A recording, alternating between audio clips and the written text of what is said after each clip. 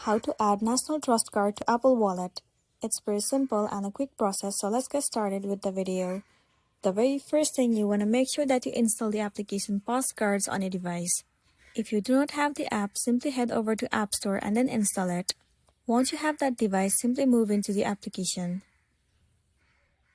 Click on Next or Skip at the top right corner.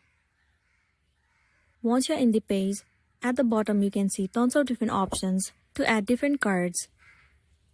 But you simply need to head over to All. Once you're in this page, click on Add Card. And then click on Store Card. Click on OK. In the source bar, search for National Trust. And then click on it. Now in this page, you will need to fill up all the information. Enter the card type, card or barcode number, PIN, notes, and overall. Also fill the information of the membership. Once done, tap on Save.